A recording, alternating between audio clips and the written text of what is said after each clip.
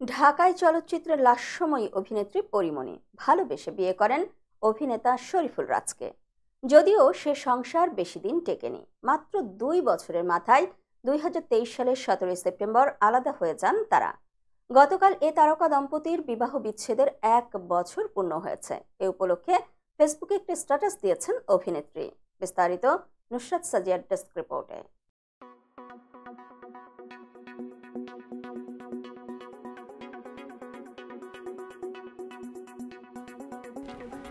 ফেসবুকে একটি ছবি প্রকাশ করে পড়ে লিখেছেন, আজ এখন যখন আমি আমার দিকে দেখি, আমি দেখতে পাই একজন পরিপূর্ণ সুখী মানুষকে।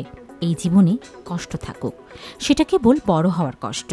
আমি সেই কষ্টটা আনন্দ নিয়েই করতে চাই, কিন্তু অন্যের ছেড়ে যাওয়ার কষ্ট পেতে দেব না আর নিজেকে। এই তো কেমন হাসতে খেলতে ওদের নিয়ে জীবন উদযাপন করছি।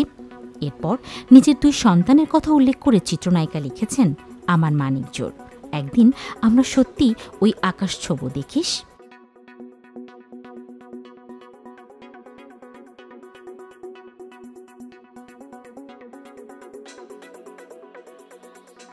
পরে 1 বছর আগে রাজ্যের সঙ্গে বিচ্ছেদের ঘটনা উল্লেখ করে পড়ি আরও লিখেছেন, আজ থেকে 1 বছর আগে আমার জীবনে সেই ভুল মানুষকে ছেড়ে দিয়েছিলাম। এক বুক হাহাকার, হতাশা আর বুকের মধ্যে জাপটে ধরেছিল আমার ছোট্ট বাচ্চা ছেলেটা। কিন্তু দেখো, আজ আমরা একটু একটু করে নিজেদের মতো করে ভালো থাকতে শিখে গেছি। আজ আর সেই ভুল মানুষের কোনো অস্তিত্ব নেই আমাদের কারো জীবনে, না সেটা আমার বা আমার ছেলের। সবশেষে বিবাহ বিচ্ছেদের জন্য শুকরিয়া আদায় করে তিনি লিখেছেন, শুকরিয়া, আমরা ভালো আছি, হ্যাপি ডিভোর্স অ্যানিভার্সারি পড়ি। পরীর এই পোস্টে ভক্ত অনুরাগীরা বিভিন্ন ধরনের মন্তব্য করেছেন। দীপা বড়ুয়া নামে একজন লিখেছেন, ভুল মানুষ থেকে দূরে থাকা অনেক ভালো। উম্মে সাবেরা তাজকিয়া লিখেছেন, মাশাআল্লাহ মা, মেয়ে ও ছেলেকে খুবই সুন্দর লাগছে।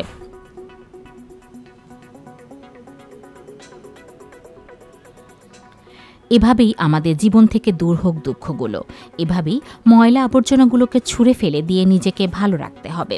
ফারহানা রহমান লিখেছেন, মাশাআল্লাহ, একজন আদর্শ মা, যত দেখি ততই ভালো লাগে।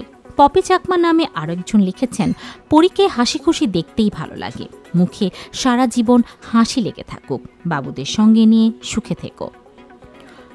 প্রসঙ্গত, সম্প্রতি একটি কন্যা সন্তান দত্তক নিয়েছেন পরীমণি। বর্তমানে ছেলে ও মেয়ে 2 সন্তানকে নিয়ে বেশ সুখেই আছেন তিনি।